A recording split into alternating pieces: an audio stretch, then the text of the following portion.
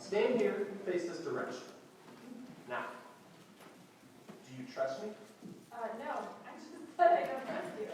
This is all part of the exercise. Oh, All right? okay. Whenever I ask you if you trust me, you say, yes, Jesus, I trust you. Even though I don't. It's practice. Okay. So, do you trust me? Yes, Jesus, I trust you. Now, fall back. Are you going to catch me? Don't worry about Okay, that's the part I'm worried about. it. You can do this, okay? Just trust me. Fall back. Okay, well, Jesus, I trust you. Okay.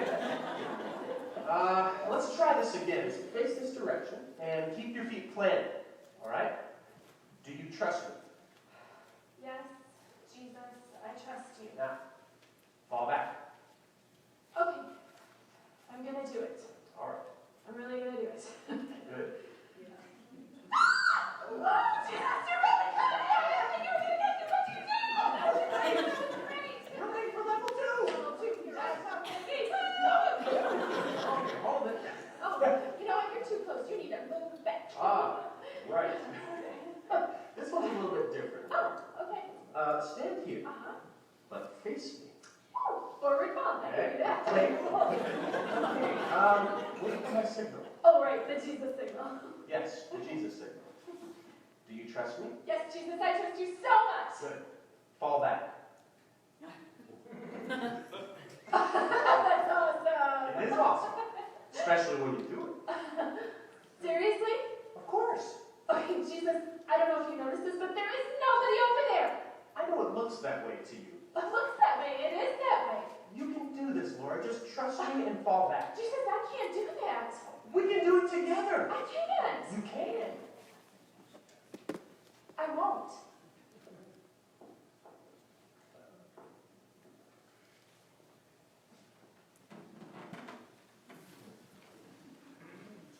Maybe Jesus hasn't put us in that exact situation where we're literally falling back when it appears to be nothing. But sometimes in our lives, he gives us choices. Maybe he challenges us or calls us to do something. And it's something that we can't do on our own. Maybe that seems impossible. Maybe it seems like no one's there. I've asked 2 volunteers to come and help me this morning as we get started. So I'm going to have them come at this time.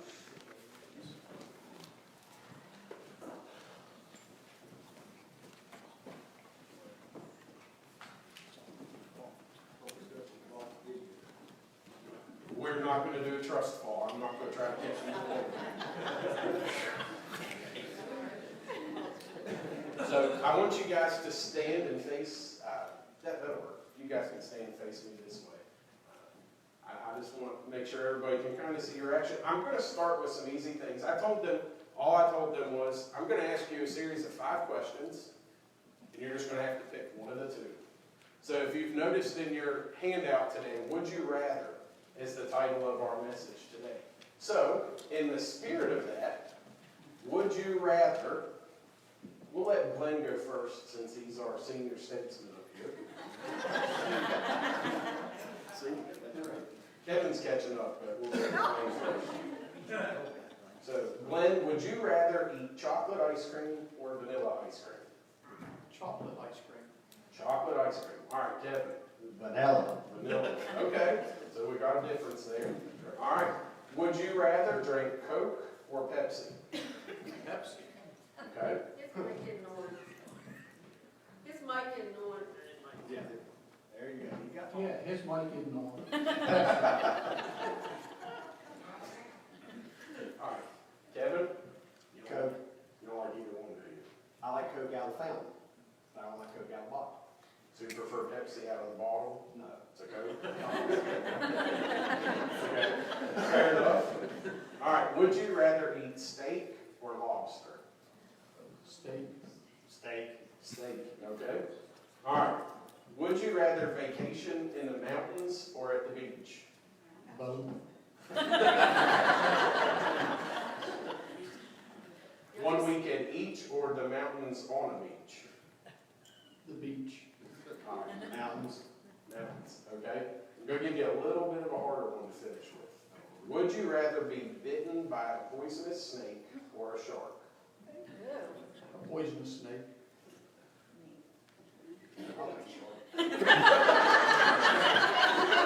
Way to be different. Thank you, guys. You give my volunteers a round of applause.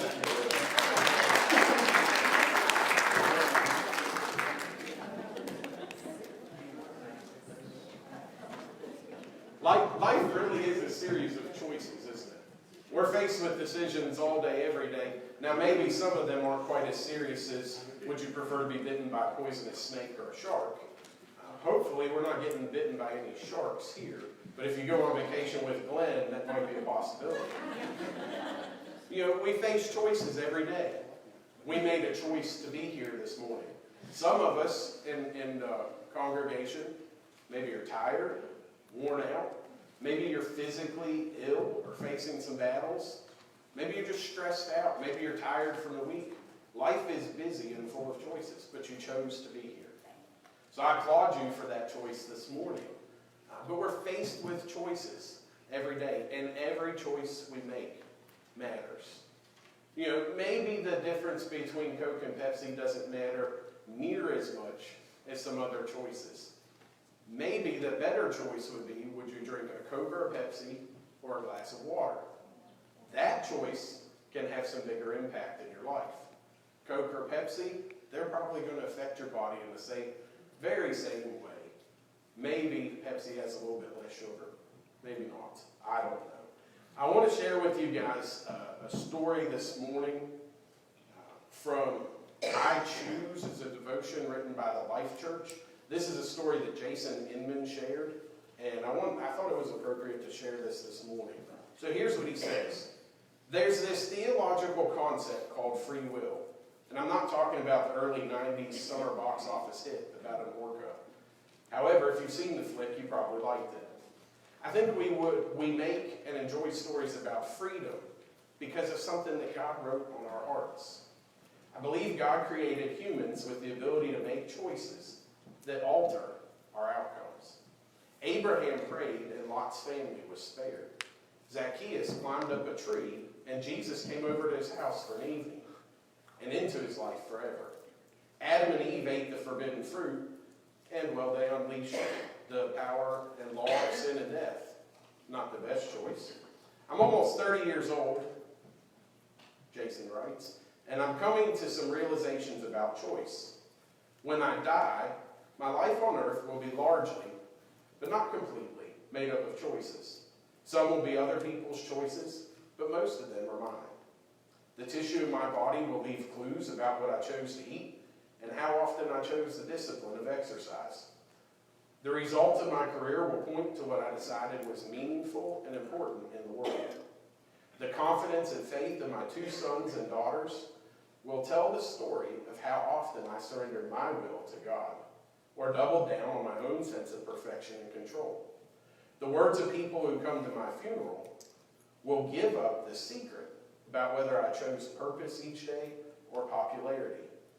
My choice to make Christ my Savior will have directed all of these choices, and it will determine where my soul is on that day. Now, I'm not saying our choices are the only power at work in our world. No, that would make us God, and clearly we're not.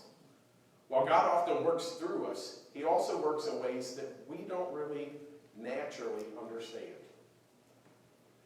We battle against powers, against dark powers that oppose God and oppose our godly choices. This is why choice is different from control. Right choices don't guarantee our desired outcome. Just because we drink water our entire life doesn't necessarily guarantee that you're going to be skinny. You could drink water at every meal and eat a dozen donuts after, and you know what that's going to result in.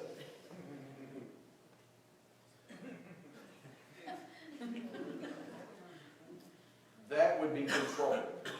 If we drank water and we stayed skinny, no matter what else we did, that would be control. God understands this concept also. He can't do wrong, yet many of the people he loves deny him. Why is that?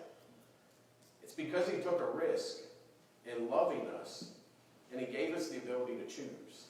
He gave us the ability to choose for ourselves. If he hadn't, we'd all believe in him and do anything that he wanted us to. Yet because of his invention of choice, I get to choose to believe what I cannot see. I get to have faith.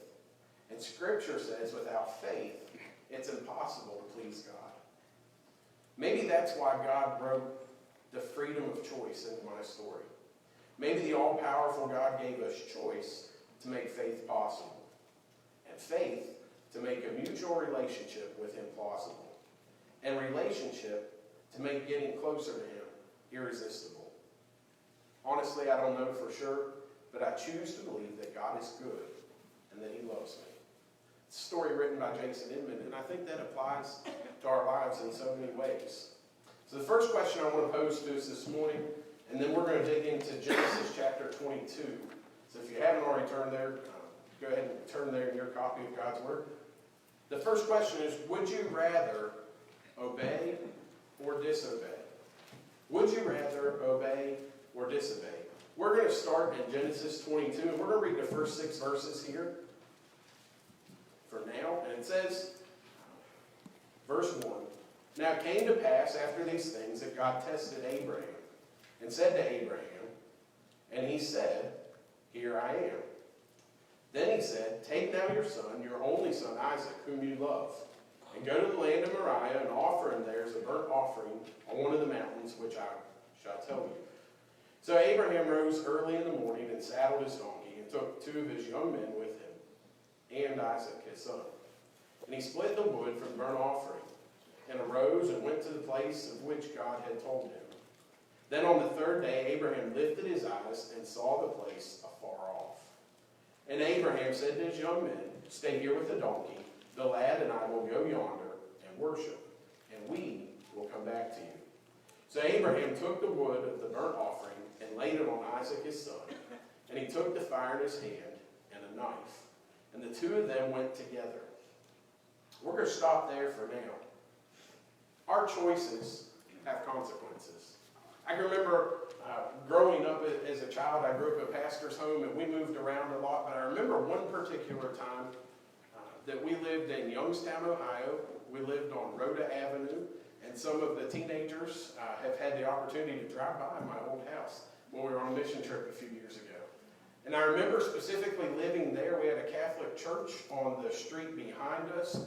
We had a guy that his dad was the head mafia guy in Youngstown, Ohio. He lived across the street, kitty corner across. He was super nice to us kids. And it was an interesting place to live. There was a lot of crime growing up there. My sisters and I were all homeschooled. And I remember Mom and Dad had some real strict rules. Maybe you grew up with strict rules as well. But I remember until a certain age, we had to ride our bike within eyesight of Mom and Dad. That was the rule. It didn't matter where we were, we had to be in eyesight. We also were not allowed to cross a street. We weren't allowed to go around the corner. Even if we could see Mom, that wasn't good enough. She had to see us. That was the rule. Maybe you had a similar rule growing up. And I remember this one time is the very first time my mom allowed me to break this rule. And I guess it really wasn't breaking the rule since she gave me permission. But I remember asking her, man, can I ride down to Scott's house? We want to play. He got this new video game, and I couldn't tell you what it was for. All I can tell you, it was for the Nintendo, and I had an Atari, so I was super excited to go play a game on the Nintendo. No amens, man. I thought somebody had played the Atari before. But, I went to go play this game. I was so eager to go play this new game on the Nintendo. And Mom said, I'll let you ride your bike there. Now, mind you, the end of the block, we lived in the middle. So I had to go to the end of the block.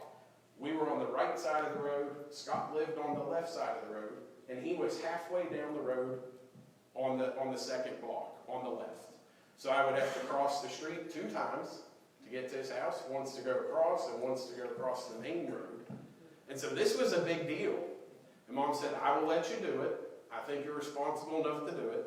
But if you get to Scott's house and his mom or his dad are not there, you come straight home. Okay, easy enough. And as soon as you get there, you call me. And if somebody's on the phone and you can't use the phone, you come straight home. Those were the conditions.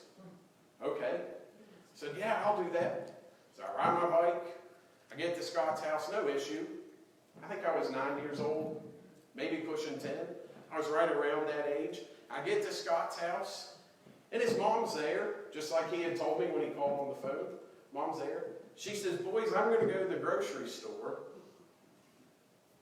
and you guys are going to stay here.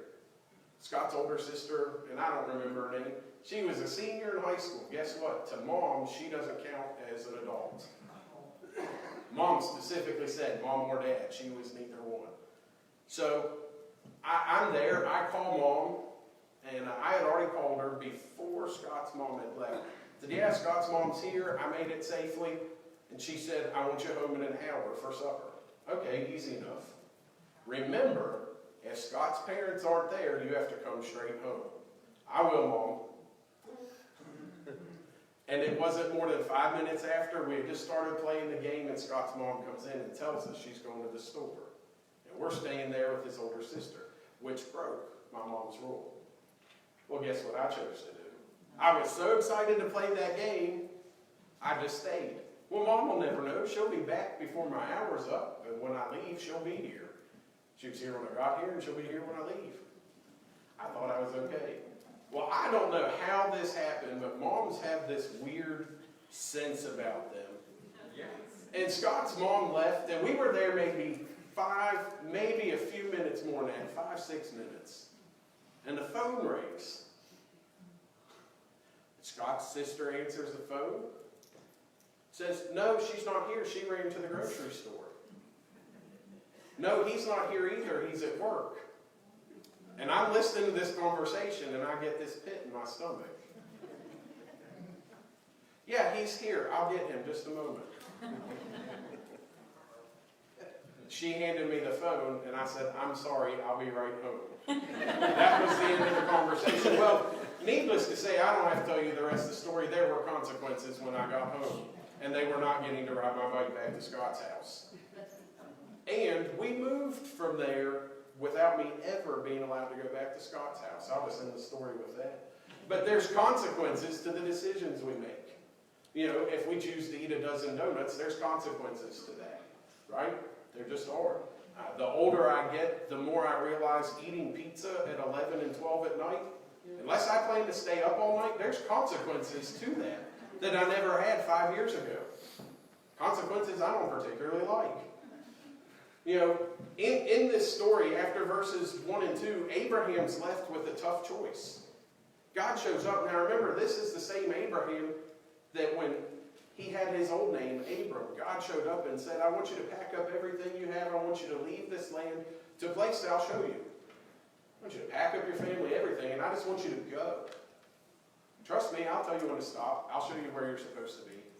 I don't know about you, but that's a pretty easy decision for me. I'm not in on that journey. That's not a journey that I'm going to sign up to take. Now, if God pesters me and God shows up, hopefully, I'll trust God.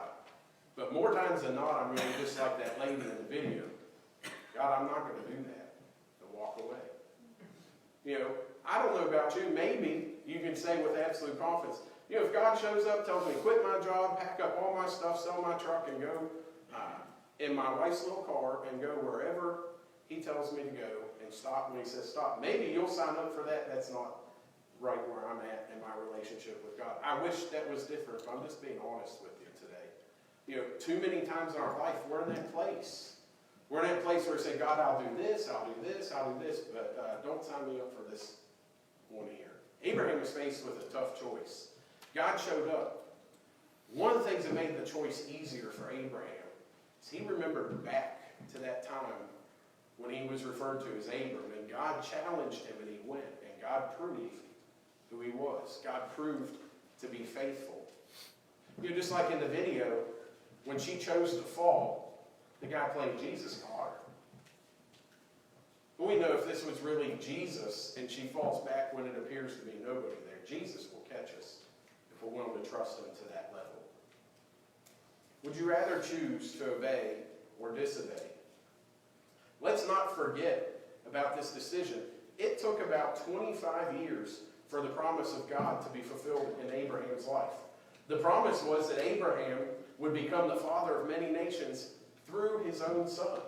God had made that promise to him. And when God made this promise, Abraham believed it, despite the fact that he and Sarah were both quite old. After he waited 15 years for the promise to come true, God showed up. God visited Abraham and assured him that he was going to fulfill his promise in his time. It took another 10 years after that reassurance for Abraham and Sarah to give birth to a son named Isaac. Put yourself in their shoes. And then God shows up and says, Abraham, I want you to go sacrifice your son. He was faced with a tough choice. Well, the second question I want to pose to us today is, would you rather have courage or have fear? Would you rather have courage or have fear? What's the difference between those two? Well, according to Google, take it for what it's worth, the difference between courage and fear is that courage is the quality of a confident character not to be afraid or intimidated easily, but without being incautious or inconsiderate. While fear is a strong, uncontrollable, unpleasant emotion caused by actual or perceived danger or threat. Michael Hyatt has said that courage is the willingness to act in spite of your fear. Jared Latigo said courage is not the absence of fear, but rather requires fear. I want us to watch a video that kind of demonstrates this type of courage.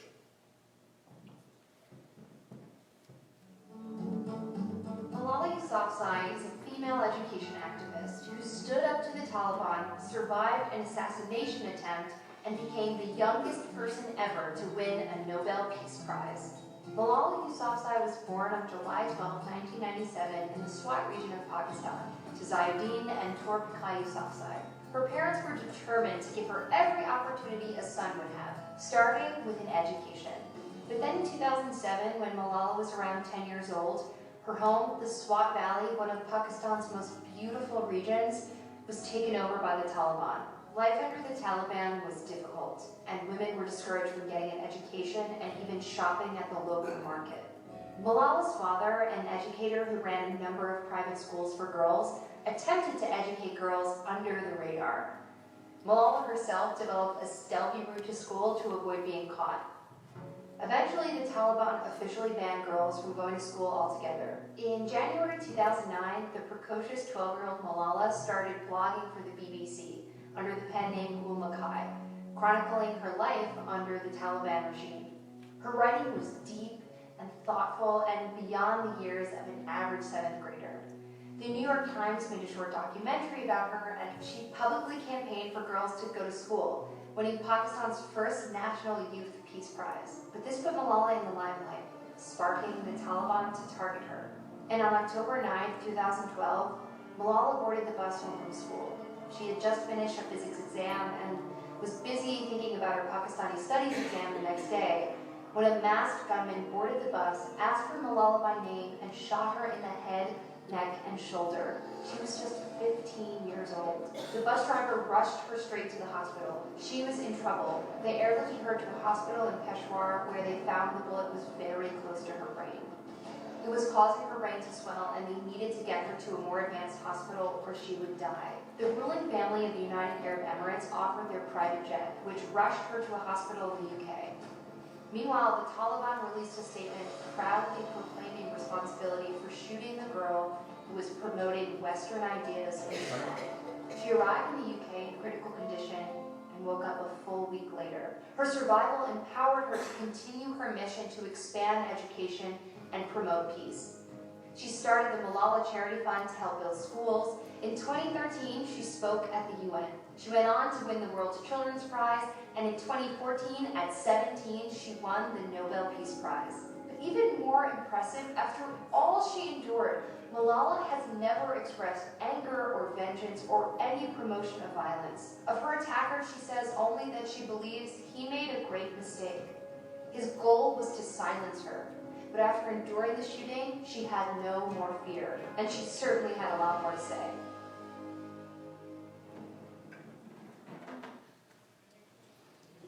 Malala certainly faced a great deal of difficulties in her life. She demonstrates courage. And that's what I want us to take away from her story. She demonstrates courage. And though at the end she says she doesn't have fear now, if you have an opportunity and you listen to her story previously, or you go on YouTube and listen to her story, she's been interviewed many, many times. And when you watch those interviews, when she tells the story about the gunman coming onto the bus, she says every time she was afraid, but she knew the right thing to do was to stand up. So her courage wasn't that she was not afraid or that there was an absence of fear, but in spite of her fear, she stood up for what she believed was right. That's what God's asking Abraham to do here. There is no way that you're going to sacrifice your only son that God had promised you that you've waited for 25 years, plus all the years you waited before God promised him. And you're going to say, you know what, I'm going to sacrifice my son and I don't have any fear. Abraham had to have at least some level of fear. But as he demonstrates here, he begins to take this journey in spite of his fear and continues to move forward. I want us to pick up in verse 7. Verse 7 says this: But Isaac spoke to Abraham his father and said, My father. And he said, Here I am, my son. Then he said, Look, the fire and the wood, but where is the lamb for the burnt offering? And Abraham said, My son, God will provide for himself the lamb for a burnt offering. So the two of them went together. Then they came to the place of which God had told him, and Abraham built an altar there and placed the wood in order. And he bound Isaac his son and laid him on the altar upon the wood. And Abraham stretched out his hand and took the knife to slay his son. But the angel of the Lord called to him from heaven and said, Abraham, Abraham. So he said, Here I am. And he said, Do not lay your hand on the lad or do anything to him. For now I know that you fear God, since you have not withheld your son, your only son, from me. Certainly Abraham faced fear in these moments. But Abraham had the courage to walk up that mountain, to build the altar, and to put his son there, to raise the knife. He trusted God. And you hear in the words that he uses when he tells his servants down at the bottom, we will return. There's only two people that went up that mountain. And he told them, we will return. Abraham was trusting God in spite of his fear. He had the courage to trust him. The third question I want to pose to us this morning is, would you rather receive God's blessing or live with regret? Well, that kind of seems like a no-brainer, doesn't it? Would you rather have God's blessing or would you rather live with regret? It kind of is a no-brainer. If we ask, I think if I'd asked Glenn and Kevin, I think they both choose the same answer here. According to an article on goodtherapy.org, regret can significantly impede happiness because regret often causes people to feel shame, sadness, or remorse about decisions or the ways in which they've spent their lives. Sometimes regret can even lead to depression. Nobody woke up this morning saying, you know what, I hope I live my life so horribly today that I regret everything I do and everything I say and everything I think. Nobody woke up that way this morning. It's natural for us to want to receive God's blessing rather than to live with regret. Well, let's finish out this story in verse 13. Then Abraham lifted his eyes and looked, and there behind him was a ram caught in a thicket by its horns. So Abraham went and took the ram and offered it up for a burnt offering instead of his son.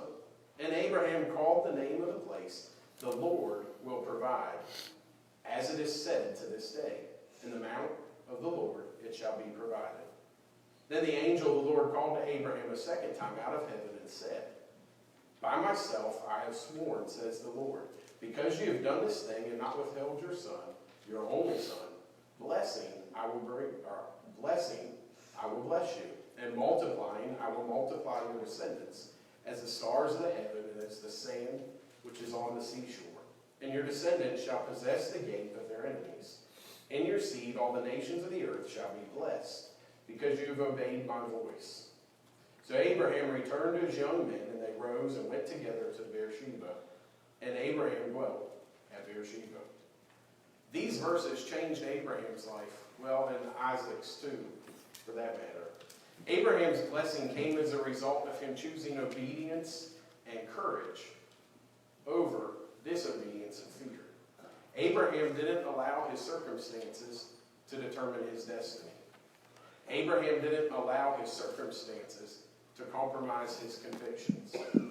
Abraham didn't allow the circumstances to change his view of God. In spite of his circumstances, he chose to obey God.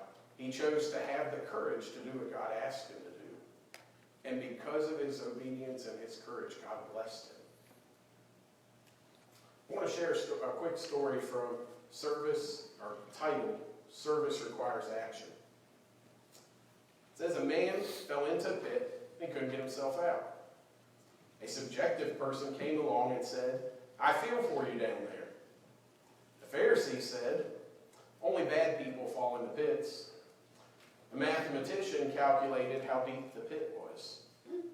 A news reporter asked for the exclusive on the story. An IRS agent asked if he was paying his taxes on the pit. A self-pitying person said, you haven't seen anything until you've seen my pit. A fire and brimstone preacher said, you deserve your pit. A Christian Scientist observed, the pit is just in your mind. A psychologist noted, your mother and father are to blame for you being in that pit. A self-esteem therapist said, believe in yourself and you can get out of that pit. An optimist said, things could be worse. A pessimist claimed, things will get worse. Jesus, seeing the man, took him by the hand and lifted him out of the pit. Service requires action. Similarly, following God requires action. It's not just enough to talk. All those people that walked by the man in the pit, he didn't need them to talk. All he needed was a hand. Service requires action. When God spoke, Abraham could have talked about it for days, but he had to act. He had to choose whether he's going to obey or disobey. He had to choose whether he's going to have courage or whether he's going to have fear. And he had to choose whether to receive God's blessing or live with regret. Today, we're faced with similar circumstances as Abraham. Well, maybe God's not showed up and asked us to take our only child up a mountain and sacrifice them. But just like Abraham, maybe God has spoken to you in some way. Maybe God's challenging us to take that next step in our relationship with him, to go a little deeper. Maybe God is challenging us to go on a mission trip. Maybe God is challenging us to step out of our comfort zone and live out the love that he has for us in our world. Maybe God's challenging us to give up something good for something great. Would you rather obey or disobey? Would you rather have courage to live out what God is challenging you or to back down in fear? Would you rather receive God's blessing because of your obedience and courage? Or would you rather live with the regret of knowing you chose to disobey God and live in fear? My guess is I can pick for each of us in this room. I don't think there's any argument which one we choose, which one we say we would choose. Do our lives match what our mind says we should do? Do our lives match that? The last question for us today, as we close, our musicians come. Would you rather live in control of yourself or fully surrender yourself to God? Maybe God's spoken to you today. We're going to have a song of invitation and an opportunity for us to respond to what God's doing in our life. Maybe you've got a loved one who's sick and needs prayer. The altar's open for you. Maybe you just need to deal with some things that God's speaking to you about. Maybe God's given you a choice today and said, will you do this? Will you step out in faith? Will you have the courage to do what I'm asking you to do? I don't know how God is dealing with you this morning. But if God has spoken to you in some way, maybe it's today, maybe it was in Sunday school, maybe it was through a song, maybe God spoke to you through the week. But now is your opportunity to come and deal with God at the altar. If you'd like someone to pray with me, I'll be happy to pray with you. I'll be happy to pray with you. And let's stand and sing, Lord, I Need You Today.